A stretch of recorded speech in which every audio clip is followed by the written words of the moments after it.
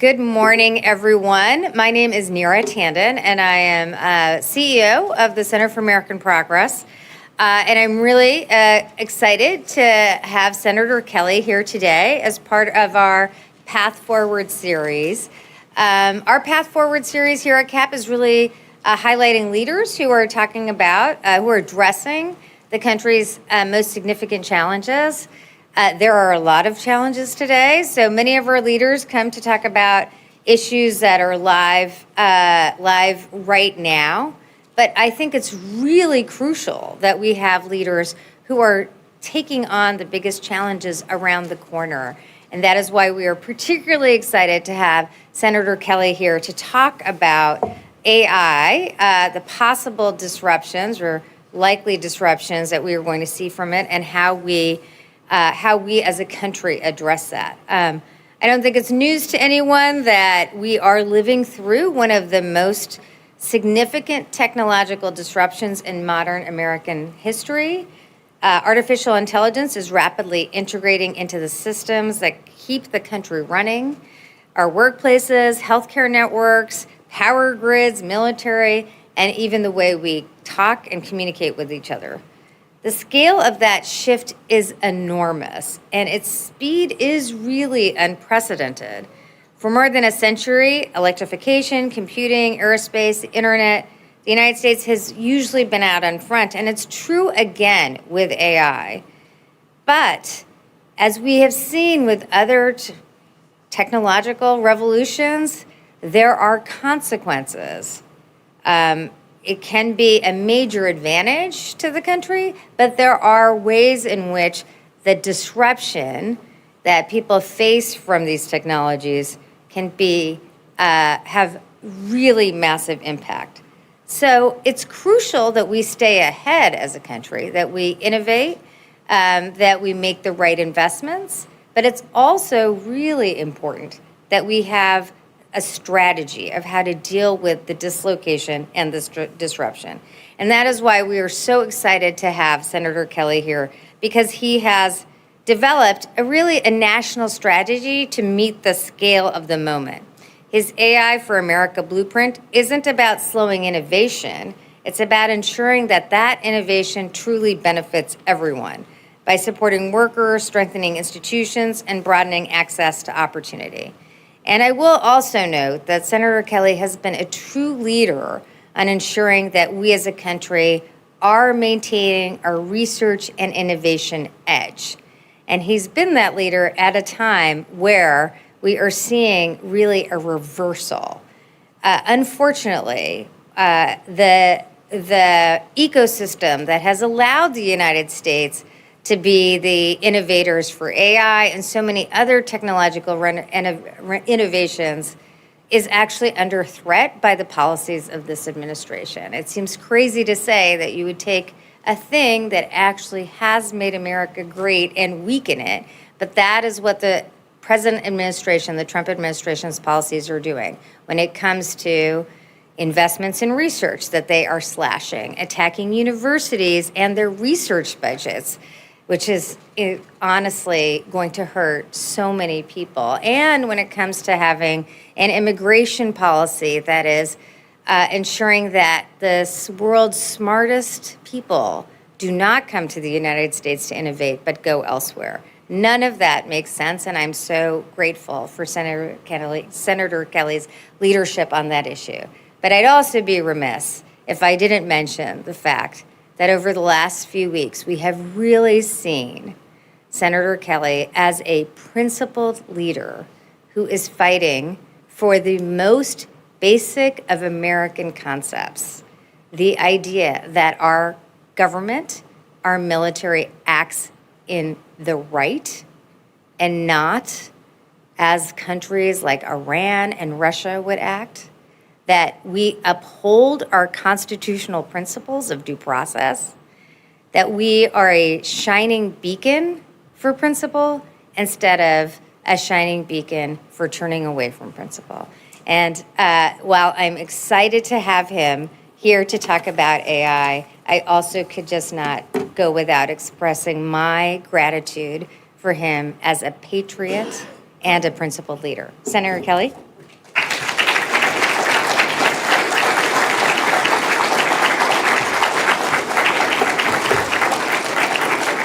Good morning, everybody. Great to be here with all of you. Neera, thank you. I want to talk about something that makes me very optimistic, but also something that keeps me up at night. Something that's absolutely critical to our economy, our national security, and our leadership in the world. Artificial intelligence and the future of American technology. I think we've reached a turning point. Other countries, especially China, they are pouring billions of dollars into AI and other emerging technologies. They're not just competing with us, they're trying to outcompete us. They're also trying to set the rules of the road for how all of this is going to work in the next century. And here at home, over the last year, we've seen a steady dismantling of the science and technology infrastructure that made America the leader in all this stuff in the first place. Research budgets have been slashed, projects have been frozen. Agencies like NASA, where I spent 15 years, and the National Science Foundation, they've been weakened by this administration. Thousands of scientists and engineers have been forced out of their jobs. And these agencies, right now, have no clear direction. We've got acting administrators in jobs that demand full-time leadership. We've got layoffs at NASA, at major space programs are being cut. 25% budget cut proposed by this administration that would bring the federal investment in fundamental science and space to its lowest level since 1961. Remember what happened in 1961? That's right before President Kennedy put us on a path to go into the moon. That's not how you lead. That's how you lose ground. But here's the good news. We all know how to fix this. And I've got a plan to do it. My roadmap, AI for America, identifies policy gaps and provides recommendations on how to ensure we continue to lead in artificial intelligence.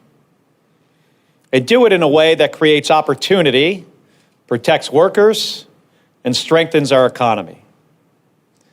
So my office and we spent months with labor leaders, with tech experts, the AI industry, with local governments, with CEOs, with universities and nonprofits to figure all this out.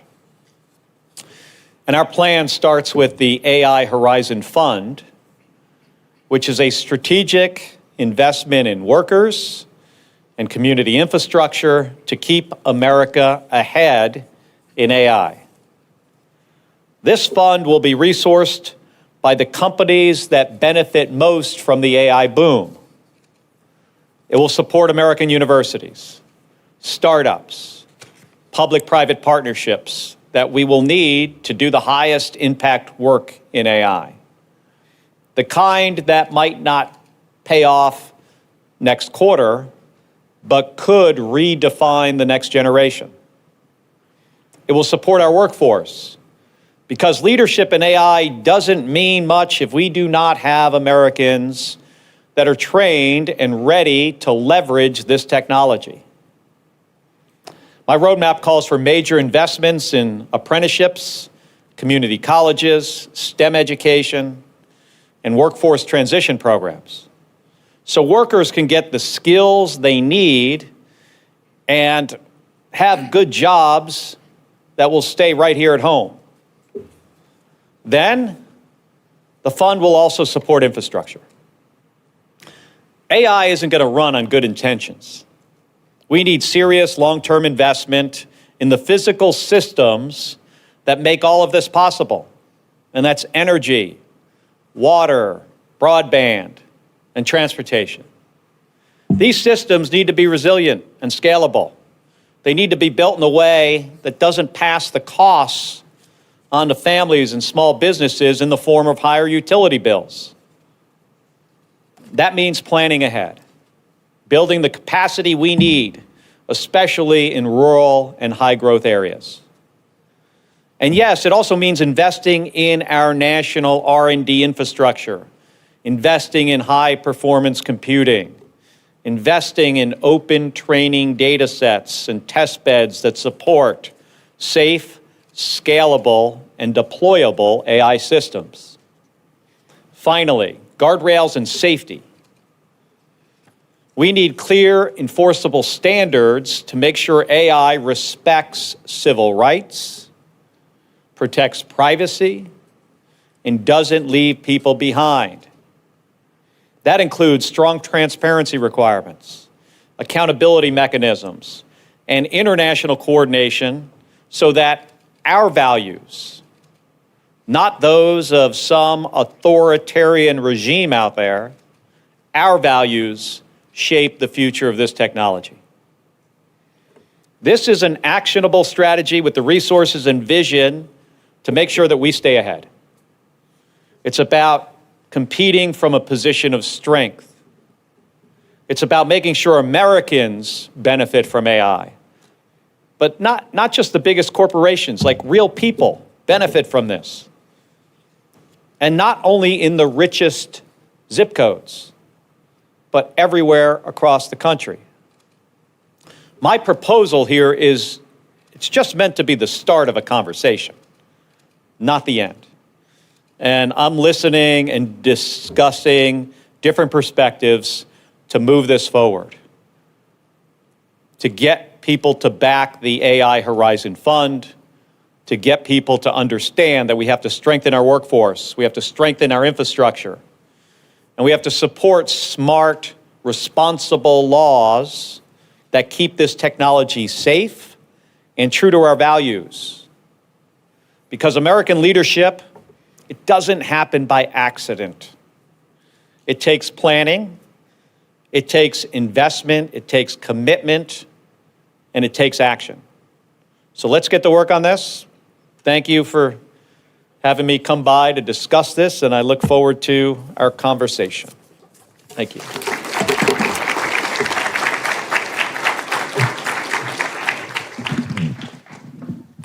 Thank you so much for that, Senator Kelly. And as I said, thank you for working on these issues, for addressing this, putting this forward now as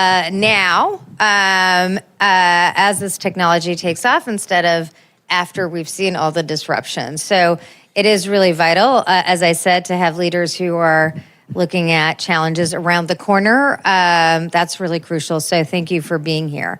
I think I would just, I will definitely have a series of questions around AI, but I think I'd be remiss if I didn't ask you at least a question or two about the last couple of weeks. Well, what happened?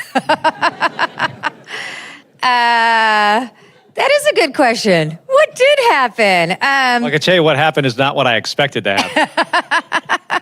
Yeah, I guess I would just ask you first, I guess from my reading of events and just casually reading the news, you and some other former military leaders talked about basic American law in a PSA.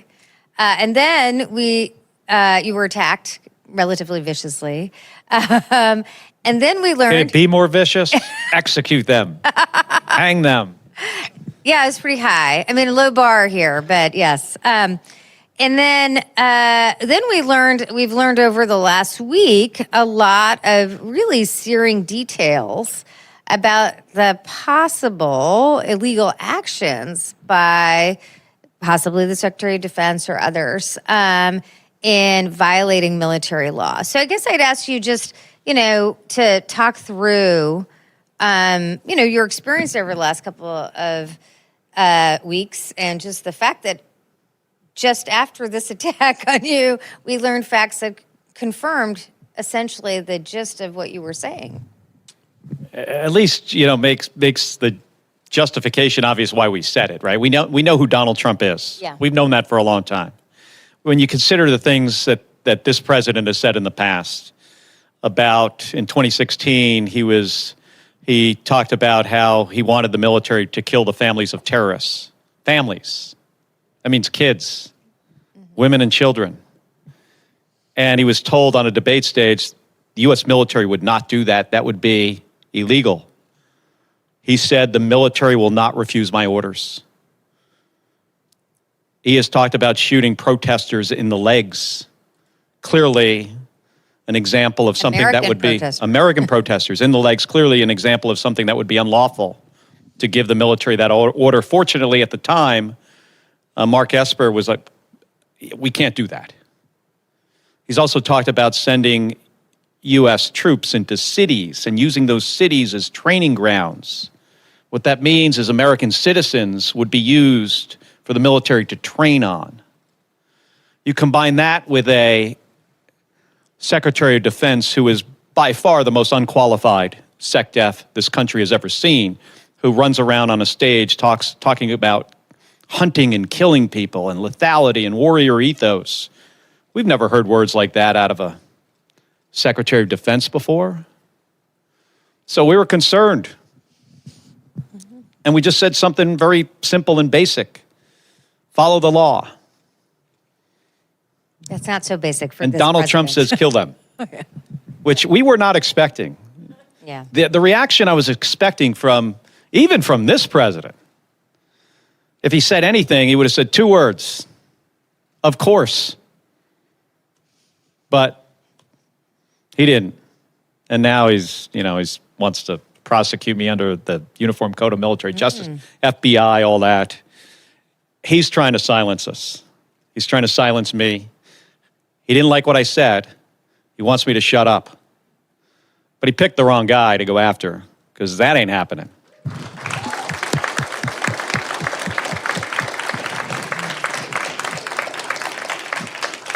But it still sends a chilling message. And certainly if I was to back down, what message does that send? So that's not happening. He's going after Americans' First Amendment rights. This president does not like people to disagree with him. You could see it in the cabinet meeting. I mean, have you ever seen anything like that? It is crazy that he sits around and all these people kiss his ass. Nobody will ever disagree with him. When I used to be the commander of the space shuttle, I used to tell my crew members when we would start training for a mission, which was like a year and a half or 2 years before we would fly, I would tell them in a meeting, I'd sit them down, I'd say, okay, guys, you have to question my decisions. This is high stakes, dynamic. We can get killed. We could lose a multi-billion-dollar asset. People could get hurt on the ground. If you think I'm doing something wrong here and it affects safety or mission success, you gotta tell me about it, and we'll figure it out together. Not this guy. He thinks he's the smartest person in the world. He's not. And he's put a bunch of sycophants around him, which is a recipe for huge problems. And then I just asked one follow-up question, given the news about Signalgate, where the Inspector IG said that the actual Secretary of Defense had placed the military soldiers in harm's way from his, very careless handling of classified information by posting it on Signal. And on his personal cell phone. On his personal which could be compromised. Yes. So I guess I just would love your thought on you being judged by Secretary Hegseth, who literally was just informed by the Inspector General that he placed the soldiers who he's responsible for in harm's way.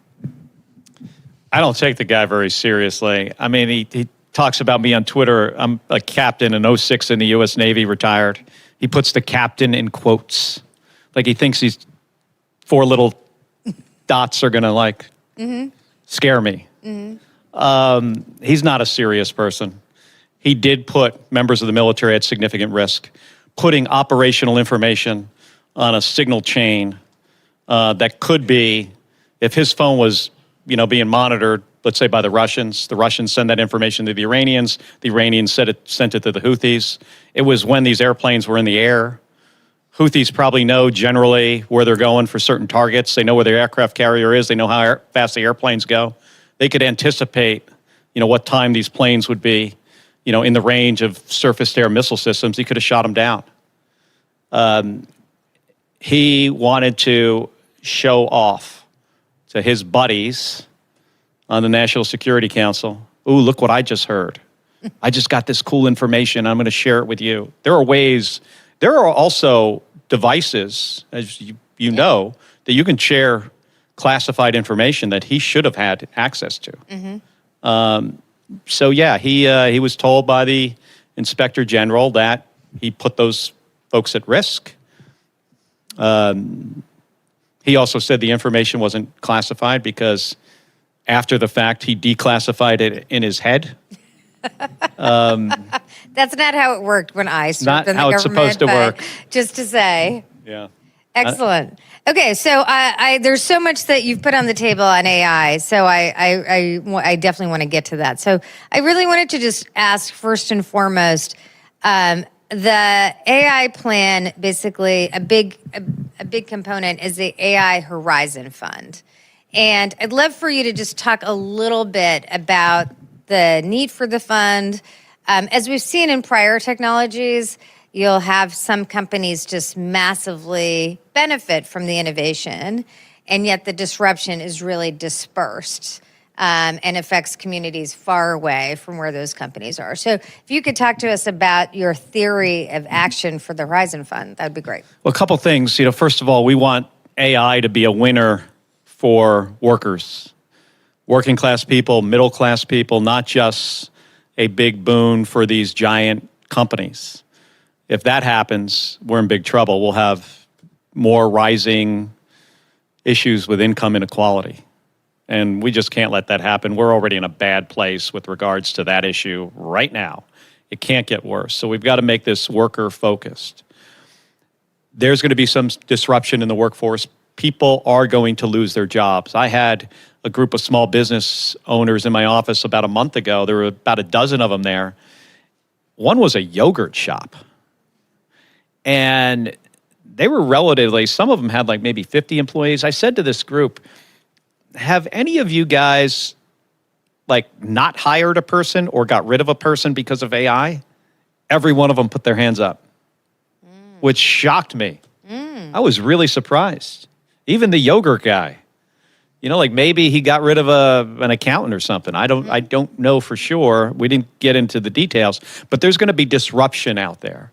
So we have to figure out a way to retrain people for maybe jobs that we don't know will exist yet, or retrain somebody mid-career through some kind of program.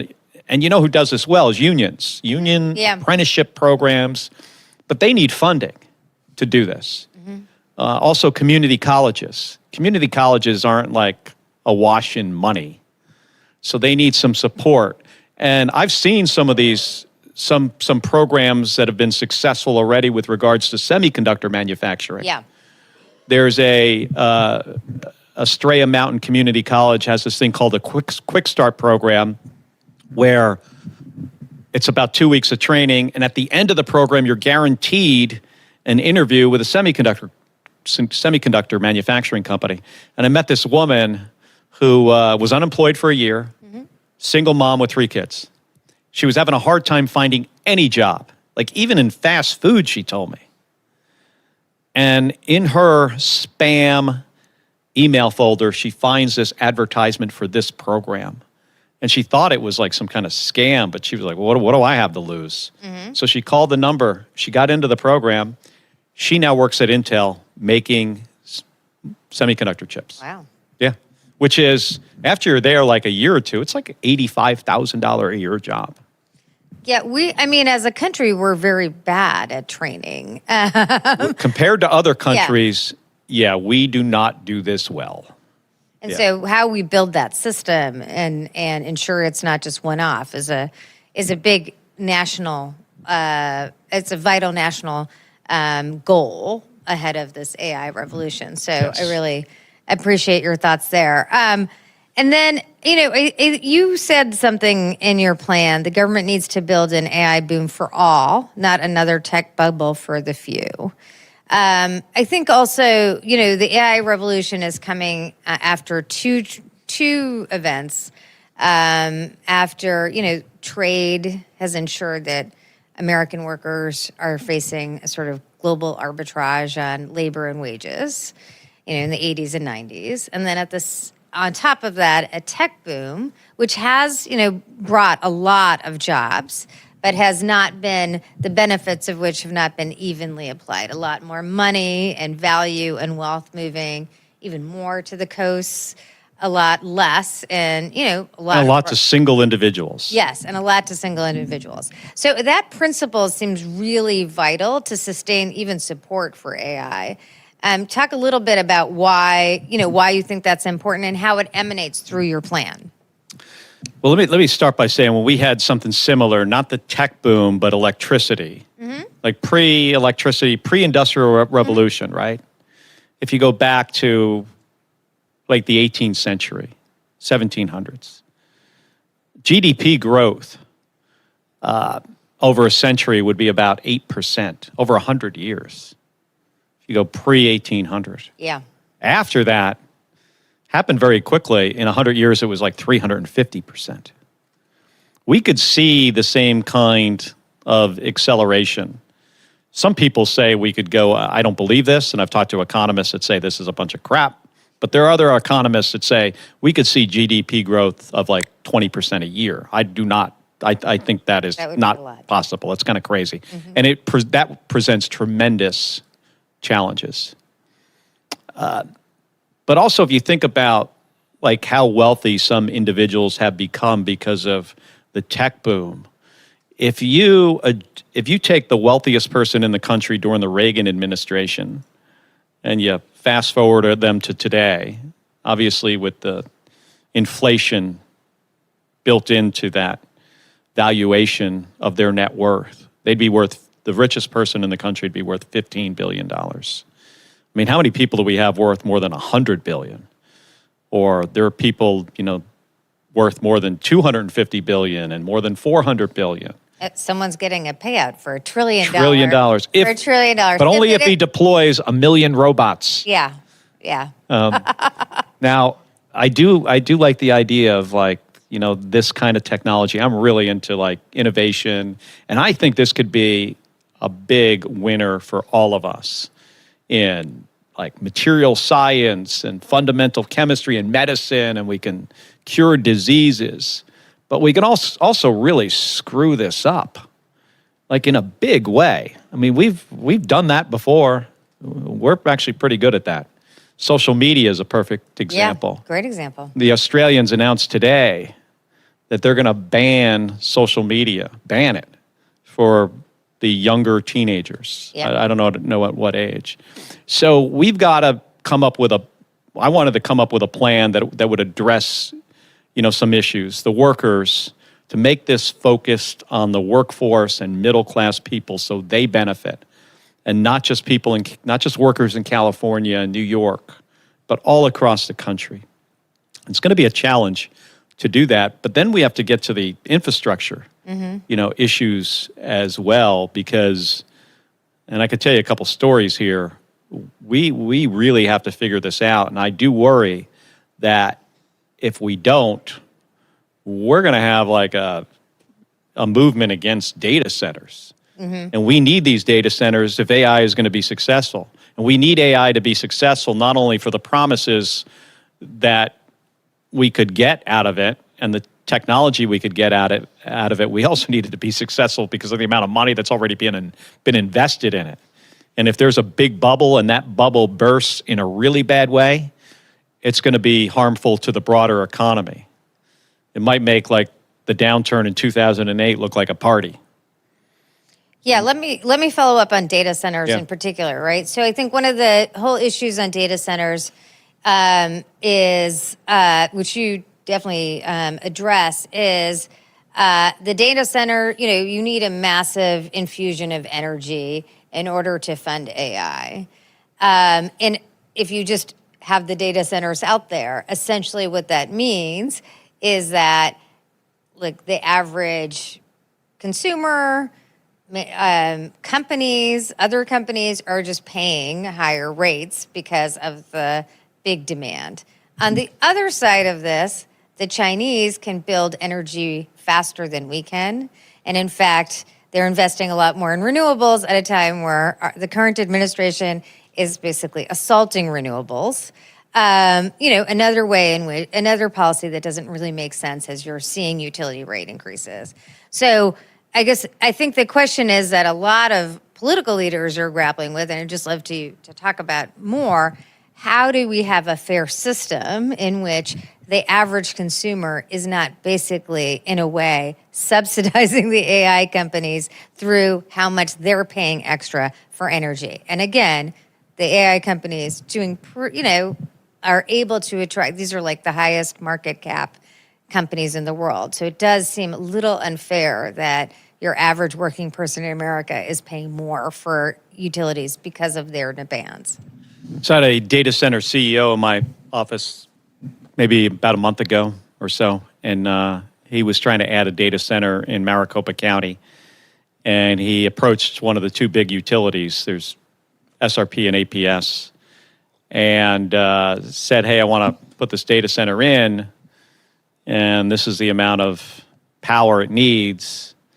And they said to him, well, for us to add that capacity and that infrastructure required to hook you up and be able to deliver that power, it's going to cost $600 million. And the way he said it, I thought, he could afford that. And I said, so you're going to do that? And he said, absolutely not. He's not going to be able to. If the way this typically works is the utility would pay the $600 million, they would raise people's rates immediately to be able to fund that infrastructure improvement. So everybody's rates would go up. And then over time, when that, that data center would be paying the power bill. So I don't know what's going to happen with that data center. Is it going to go somewhere else, or is it not going to be built at all? We need it to be built somewhere, but we don't want homeowners and small businesses, especially people on fixed incomes. We already have a problem in Phoenix in the summer where seniors on fixed incomes turn their air conditioning off and then wind up in the emergency room because they can't afford to cool their homes. So one of the things we could do is through the AI Horizon Fund, we'll have the resources. If companies are willing to chip in over time, we could have the resources to add more power to the grid and build the distribution system that we will need. We would also like to see these data centers be a net positive for the grid. If they added battery capacity, let's say, and some renewable energy. Now, the renewable energy is, as you say, it's under attack by this administration. For some reason, Donald Trump's got this thing about windmills. Probably has to do with his golf course in Scotland and that fight he was in over the offshore windmills. But he's attacking. He's like Don Quixote with the attacking the windmill and solar. Yeah. Do you guys know this? 90% of the energy we have added to the grid, Julian, it's 90, right? Over the last 2 or 3 years, it's solar, wind, and hydroelectric. 90%. And Donald Trump made it harder to permit solar and wind projects when they have a federal nexus to them. Made it harder for us to add the energy that we've already been adding. And he says, well, he thinks we're going to add, natural gas-powered power plants. The backlog on 2-cycle gas turbines for power plants are years. Not able to get them. So all the energy we've added to the grid over the last few years, when you look forward over the next few years, forget it. We're not going to be able to do it until this guy gets out of office and we get some sensible energy policy back in the White House.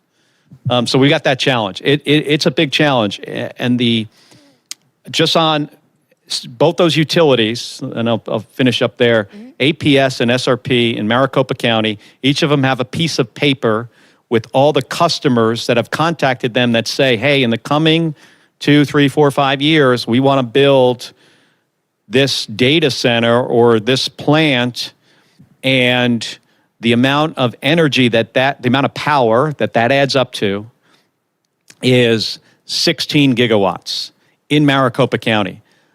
Maricopa County already today just happens to provide 16 gigawatts of power. So they have to double it in 5 years when it took APS 130-something years to get here. Yeah.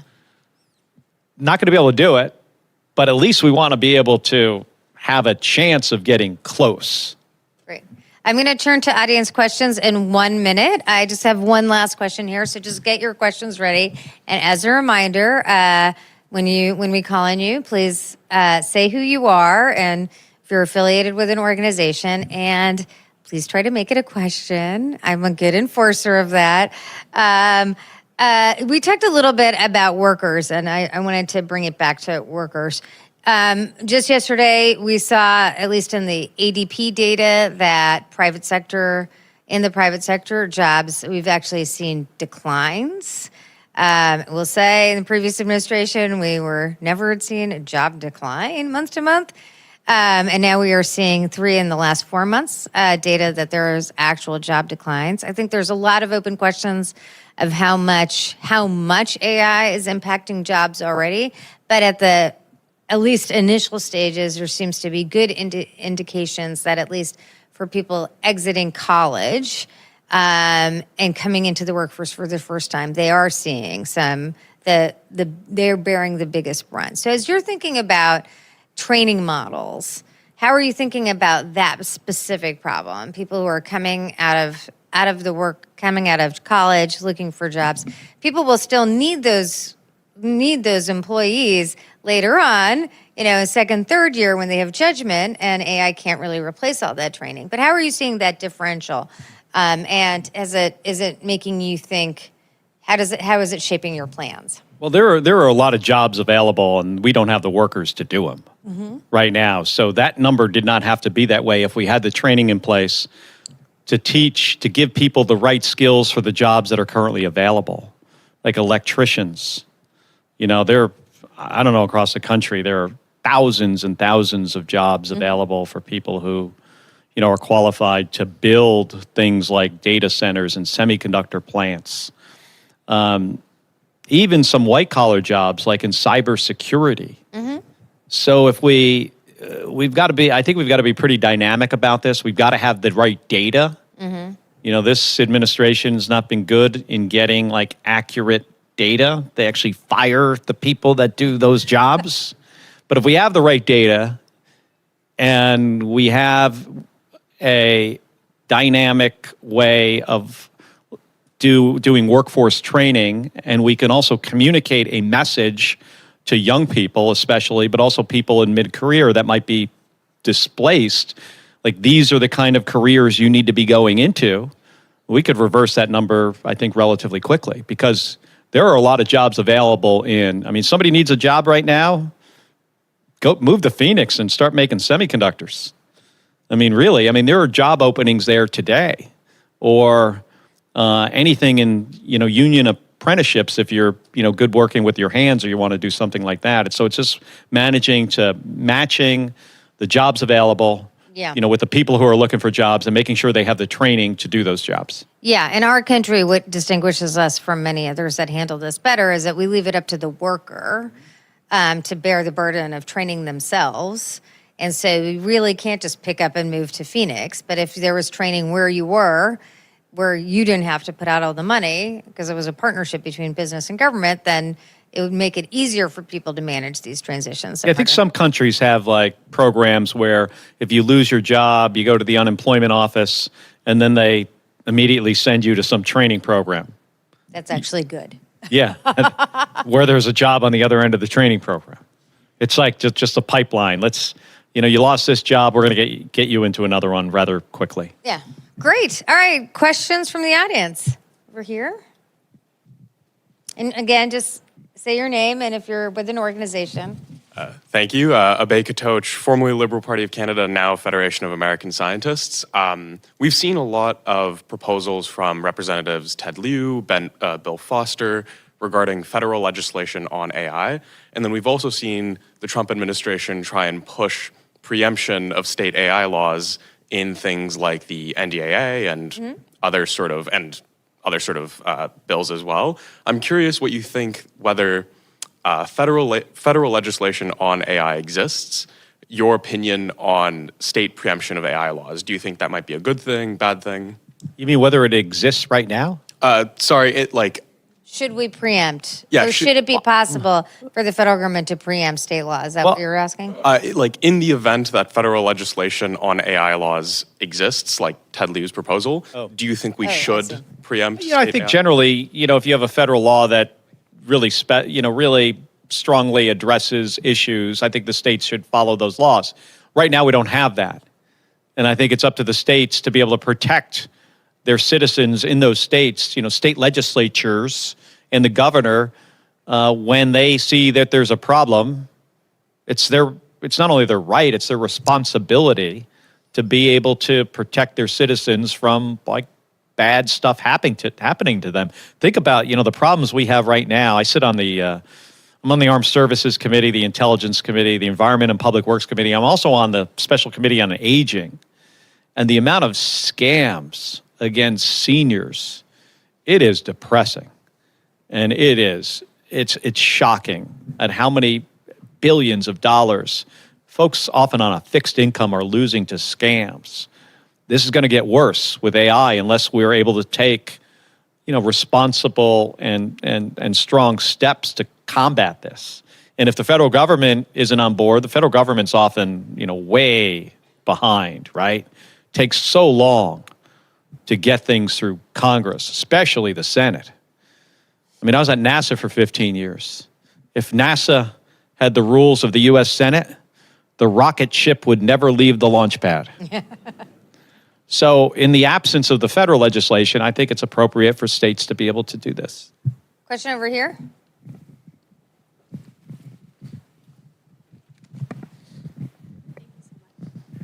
Hi, I'm Catherine Cheney. I work with DevX, and we're a media company focused on global development, which it's been a tough year for that sector, as you can imagine. My question is, I know you're focused on AI for America, but I think a lot of what you're saying resonates thinking about AI globally. So I think about the African continent, for example, where the US has a much decreased presence this year. And in the absence of the US presence there, there's a lot of AI infrastructure going in. Others are kind of setting the terms in terms of AI values. You mentioned China, for example. So I wonder if you have a thought on the US's role in AI globally, including in places like Africa, or is that just kind of a pick your battles moment right now and we're focusing on AI in America? No, I think we not only do we, have a role, we should be taking steps to making sure that the standards of this industry are based on our standards and our values. And if we completely abandon places like Africa, which, by the way, is the only place in the world right now that has, positive growth in the number of people, we're going to be left behind. And the Chinese are very willing to try to compete with us in Africa and other places, and cutting programs that brought us such goodwill, like food assistance for starving countries and things like PEPFAR, helping, countries deal with HIV and AIDS. Those were, really powerful and beneficial programs, not just to those African nations, but to us. And abandoning those programs, it just, knocks us back a couple notches in leadership in the world. So we got to right that ship. At the same time, we need to partner with other nations. So we're the ones that build the framework for how this industry is going to exist across the globe, because if we don't do it, we know who is, and that's not going to be beneficial to us. we have an online question? Yes, this one is from Jim online. Senator, as a military man, do you see a threat to from AI to world peace by giving the world's military so much power? And how would you think about that? Well, AI, I mean, we could have a whole nother one of these. We could do a couple hours on how AI is going to integrate into the military. It already is. And we've got some, ethical, moral things to figure out, rules of engagement. By the way, again, back to the Secretary of Defense who wants to throw out rules of engagement. Doesn't seem to care so much about the rule of law. This gets more complicated when you start integrating artificial intelligence systems into weapon systems, into the kill chain. We're seeing some of this in Ukraine already, where the battlefield innovation is on steroids, and the innovation cycle is happening very quickly, especially with regards to FPV, first-person view drones. You're going to see artificial intelligence being integrated into those systems here very soon. Our going-in proposition in this, and I really believe this, that we do not want essentially robots, artificial intelligence, to be making the decision to kill people, and then all the way through the kill chain to the time the weapon is launched, to the time it hits the target, there's no human in the loop. That's not the direction I think we should go. There will be some resistance to that, especially as our adversaries build those kind of systems. And they could even decide to put this into the National Command Authority for their nuclear weapons and start going down that route. That causes me tremendous amount of concern. The Russians used to actually have a system that wasn't AI. I mean, it was way before AI, but it was basically a dead man switch that if the communication stopped between the silo and the National Command Authority, the ICBMs would launch against us. Now they've disabled it. Doesn't exist anymore as far as we know. But that did exist during the height of the Cold War. We don't. Have they not seen movies about how this could go really badly wrong? They apparently not. That could have gone really bad at some time. And we've been, the whole nuclear proliferation and the risk of miscalculation with nuclear weapons is a big deal for me, and it's something we're also trying to, address. I don't know if anybody's seen the movie A House of Dynamite on Netflix. It's a good movie to watch. It's got a couple, technical issues in it, but it sends a really strong and powerful message I think all of Americans should see. Excellent. Question over here? I think we have time for one more question. Oh, we'll take two. Go ahead. Yes, my name is Roger Cochetti, and I am author and retired business executive for ComSat, IBM, and technology companies. Because you're one of those rare people who has an expertise at the intersection of technology, national security, and public policy, my question lies at the intersection of those three. Everyone recognizes that electric power is a key obstacle to the growth of data centers. And there's lots of different ideas thrown out, but I'd like to ask about one that you might be able to explain, and that is, we've had small nuclear reactors virtually for my entire life. They're put on submarines that, house people right next door to them. Why is it not feasible to simply tell whoever manufactures the nuclear power plants for submarines, give us another 300 of those and we'll put one at each data center, and boom, the problem is solved. If it can power a nuclear submarine, why can't it power a data center? And I'm sure it's more complicated than that, but if you could explain that or your own views on that, it would be helpful. Thank you. I would say for the reactors that we actually have on submarines and aircraft carriers, that design, I think it's rather crew intensive, and you need a lot of folks monitoring it. We have these small modular reactors that are also nuclear reactors that use different kinds of technology that require fewer people, that are safer, that are in a lot of ways perfect for this application.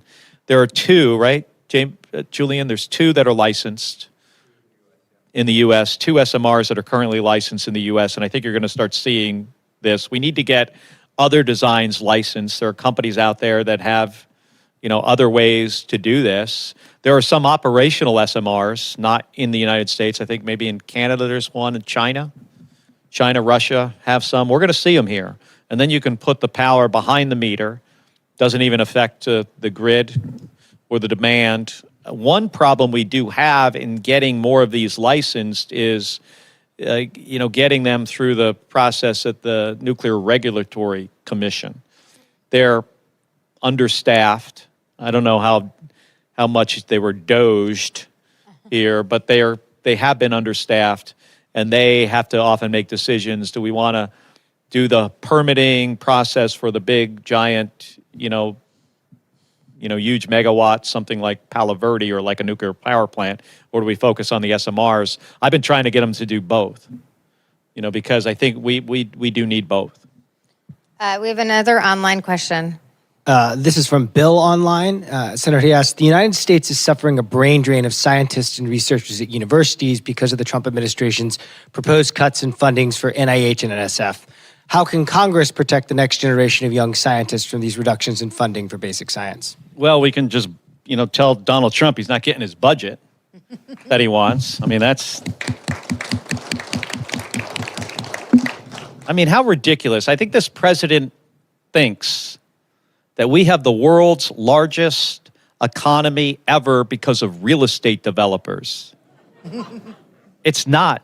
It's because of science. Yeah. It's because we invest in fundamental science, and it's really only in the United States that we do this at this level where we just don't invent things. We invent industries, like out of thin air. We've done it throughout the history of our country so much better than anybody else, and that's why we are the wealthiest country in the world. And he basically just turned off the spigot. A 25% cut to NASA's budget and cuts to NSF and university research. He's done a lot of really dumb things. I put this in the top 10 because these investments, you get the money back. Mm-hmm. Yeah, it might take you 5 or 10 years, but you get it all back. We should, if anything, we should be investing more money, not less, in science and scientific research and university research. So, question was, what can we do? Well, we could ignore the president. It's our job, Article 1 branch of government, to ultimately create the budget, without his priorities in it. I think we should do that, especially on this, on other things as well. And then he'll have to make a decision whether or not he signs it. Can I just do a quick follow-up on that? In the past, Republicans and Democrats have led on research issues. It has, in fact, been a very bipartisan issue. In the 90s, it was lots of Republicans pushing for increases in NIH budget. Democrats and Republicans have pushed for it. As a leader on this issue, where are Republicans on this? You could ask that on every issue. I don't know. Maybe they feel like if they say we don't support your cuts to science, the president will respond with, I'll execute you. Yeah. It's pretty simple. Yeah. I said follow the law. He said hang them. Mm-hmm. They're afraid of him. Yeah. Not all of them. Lisa Murkowski, as an example, spoke out, recently about the issue. But when you have a president that is threatening members of Congress with their lives, it's hard for most of them to stand up to the guy and say, I don't like your thing. Mm-hmm. This is the wrong approach. Mm-hmm. He might not literally say what he said to us as Democrats, but I'll tell you what he will do, and he's done this already. He said, I will make sure you're not reelected. Mm-hmm. He will aggressively come after their job. He'll come after stuff in their districts or their states. He has shown a pattern of retribution unlike any other president we've ever had. And he has stepped over a line that should never be crossed. I guess I just ask, when this Congress has less power because of the president, when the Congress has less appropriating power, when it's voting less, it doesn't. what is the point of the job for the Republican senators who are just like, I will just ignore the Constitution because of a primary threat? Yeah, I mean, I think the point of the job for us, Yeah. Even rises to like even a heightened level to try to, push back and make sure and hold them accountable. And I'm going to continue to do that. For them, it gets like less significant because they're just going to, follow along like sheep. Yeah. It's kind of embarrassing. So I don't know. That's a question you got to ask them. Yeah. Well, when they come in the Path Forward series, I definitely They will come do here that. Our last question right here. Sorry, we're just wait for the thing. Just sure. Because the cameras. Eddie Ayub at Barnes & Thornburg. No affiliation, just part of my firm's AI working group because of this future. And Senator, I was going to say, when I saw you yesterday, I did not know I was going to be here, or else I would have asked this question. You mentioned guardrails and operating within our values and ethics.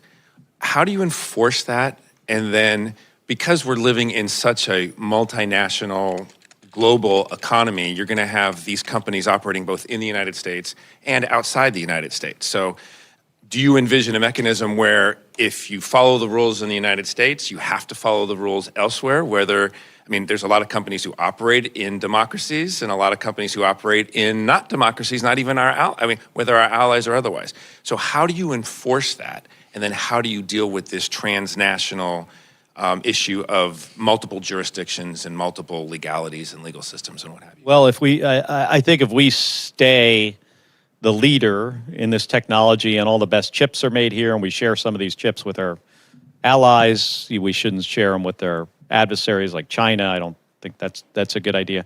But if we make if we create the rules, maybe we can get our allies to work within the system that we have and we've created.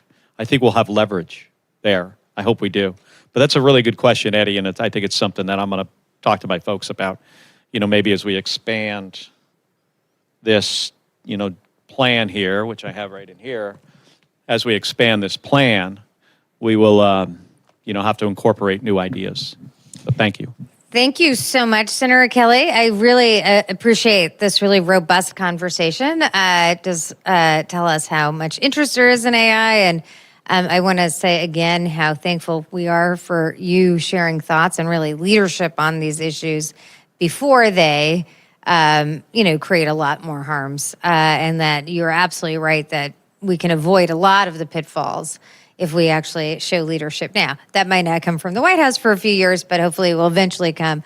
And I just, again, want to finally say how grateful we are for you, really standing up for the Constitution and, the separation of powers and actually just what it means to be an American. So thank you. Thank you.